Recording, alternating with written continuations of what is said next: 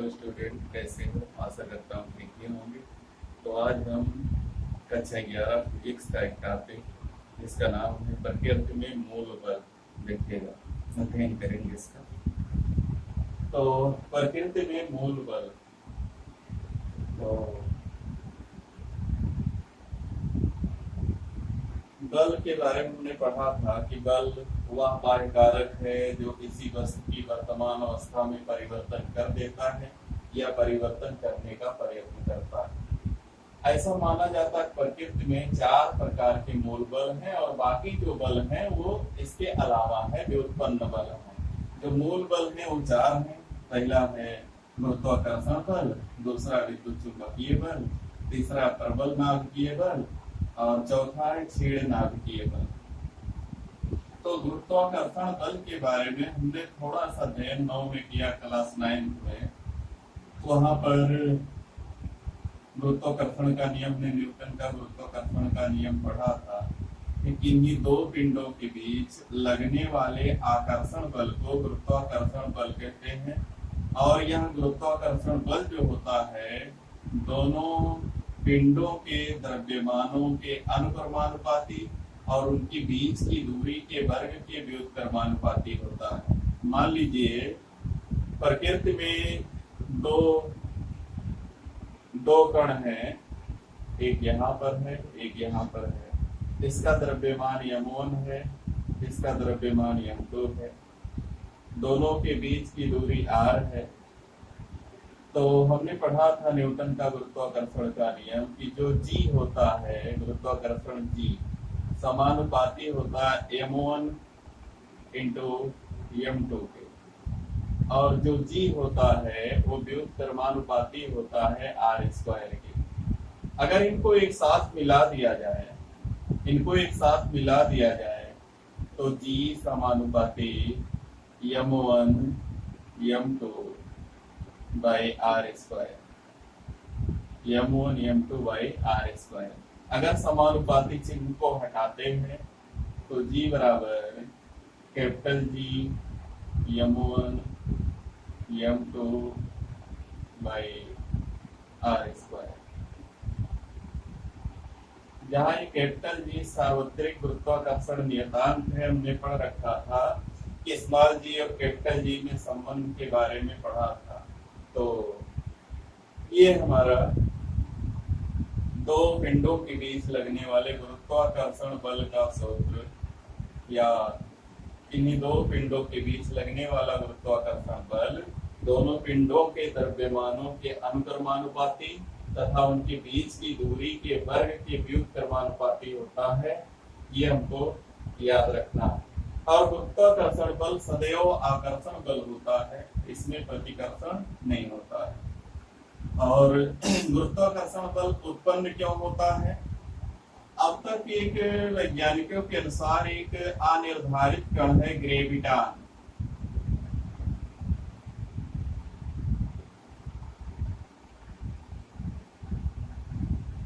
ये कण जो है अभी तक अनिर्धारित है, यानी ये मिला नहीं, केवल अनुमानित कण है।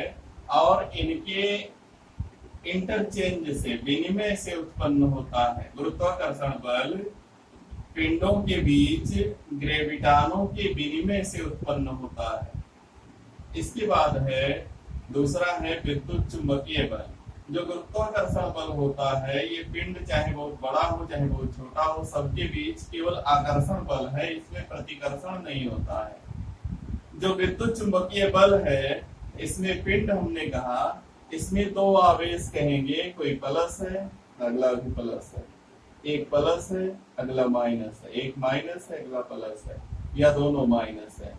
तो इसको पढ़े हो, जानते भी हो कि कभी 2 आवेश एक साथ रखे जाएं तो उनके बीच अगर समान आवेश है तो इनके बीच प्रतिकर्षण बल कार्य करता है।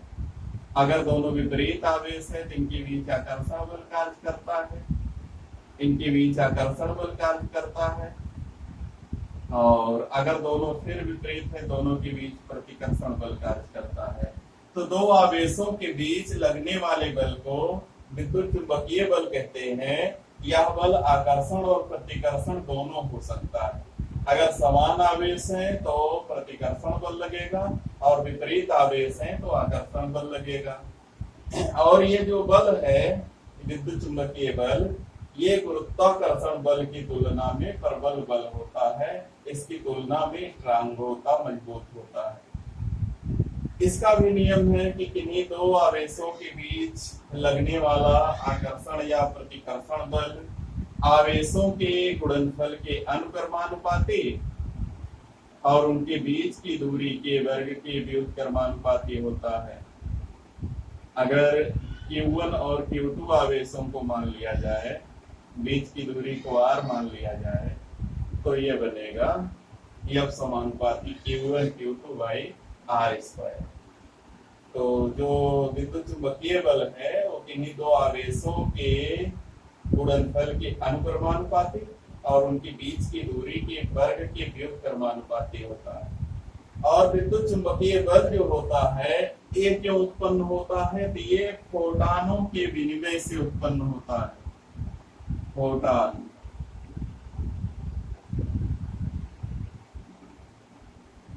फोटान के विनिमय से उत्पन्न होता है। इसके बाद है प्रबल नाभिकीय बल। तो हमने पढ़ा है नाभिक के बारे में थोड़ी जानकारी होगी कि जो परमाणु का नाभिक होता है उसके अंदर प्रोटॉन पाया जाता है और न्यूट्रॉन पाया जाता है, इलेक्ट्रॉन इसके बाहर चक्कर लगाता है। तो जो नाभिक के भीतर स्थित कण होते हैं उन्हीं कणों के बीच ये बल लगता है, प्रबल नाभिकीय बल।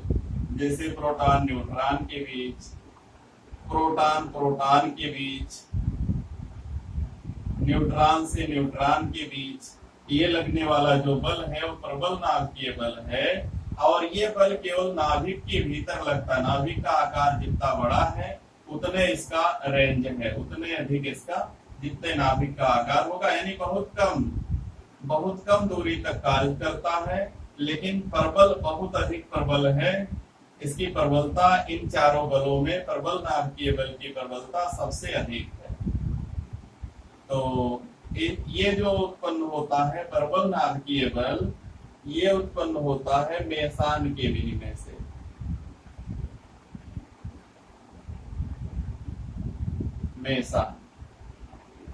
मेसानों के विनिमय से उत्पन्न होता है। इसके बाद है क्षीण नाभिकीय बल। तो क्षीण नाभिकीय बल बहुत ही दुर्बल बल है।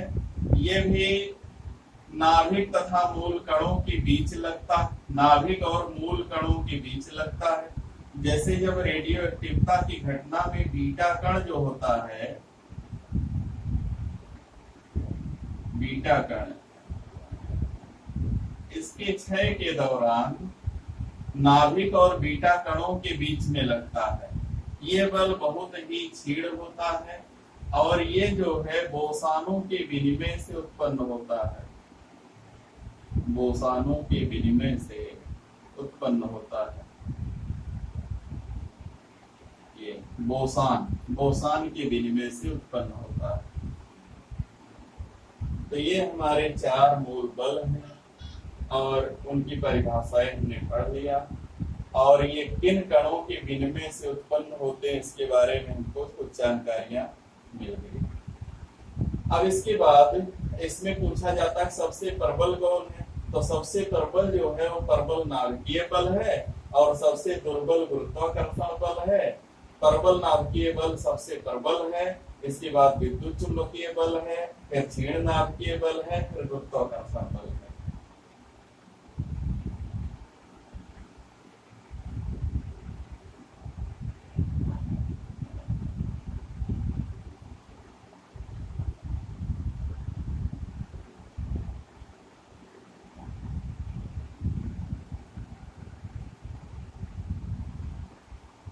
इसके बाद है कुछ भौतिक नियमों की प्रकृति है, जैसे ऊर्जा संरक्षण।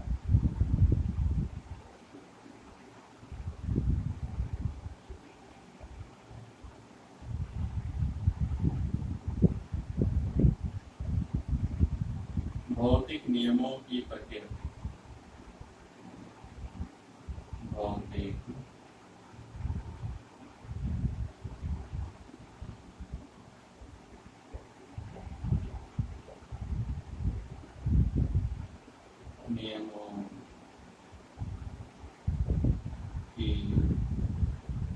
प्रकृति।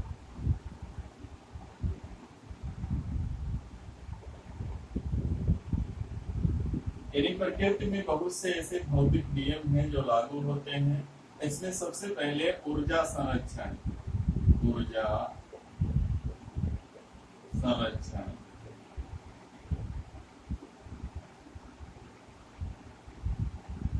क्या है, एनर्जी कंजर्वेशन क्या है।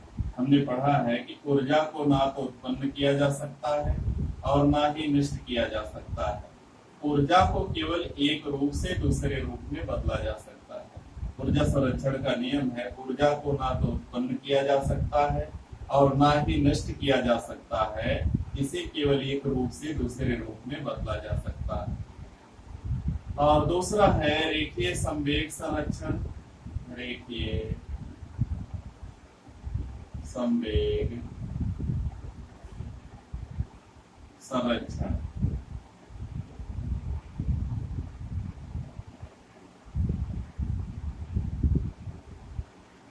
इसका मतलब अगर किसी पिंड पर बल ना लगाया जाए, बल को नियत रखा जाए, तो उसका जो रेखीय संवेग है वो हमेशा संरक्षित रहता है। यदि कणों के किसी निकाय पर कार्य करने वाला बाह्य बल शून्य हो, यानी बल ना लगा हो, तो निकाय का रेखीय संवेग संरक्षित रहता है। यह है रेखीय संवेग संरक्षण का नियम। इसके बाद है, अगला है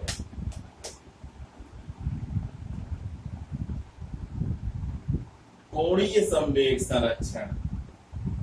तो कोणीय संवेग संरक्षण में यदि कणों के किसी निकाय पर कार्य करने वाला बाह्य बल आघूर्ण शून्य हो, रेखीय संवेग में बल शून्य होगा और कोणीय संवेग में बल आघूर्ण शून्य होगा।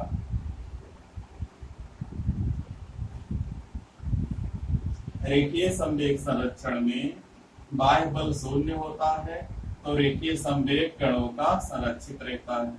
कोणीय संवेग में कोणीय संवेग संरक्षण, इसमें कण पर लगने वाला, कणों के निकाय पर लगने वाला बलाघूर्ण, बाह्य बलाघूर्ण शून्य होगा तो उसका कोणीय संवेग संरक्षित रहता है, कभी बदलता नहीं है। इसके बाद है द्रव्यमान ऊर्जा संरक्षण। द्रव्यमान ऊर्जा संरक्षण,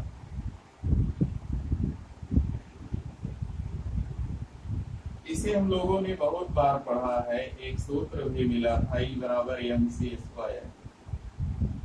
इसके अनुसार बताया गया कि अगर ऊर्जा नष्ट होती तो द्रव्यमान में बदलती, द्रव्यमान नष्ट होता तो ऊर्जा में बदल जाता है। इस प्रकार द्रव्यमान नष्ट होगा तो ऊर्जा में, ऊर्जा नष्ट होगा तो द्रव्यमान में चेंज होगा, और ये जो है आपस में हमेशा बदलते रहते हैं। ये है द्रव्यमान ऊर्जा संरक्षण, और इस समीकरण को दिया था आइंस्टीन ने। इसके बाद है आवेश संरक्षण।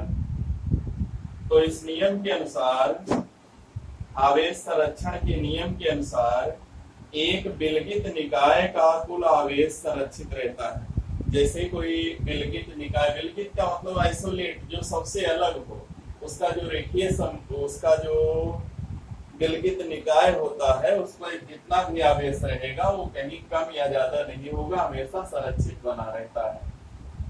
तो बस यहीं पर जो भौतिक जगत हमारा पाठ है पूरा हो जाता है।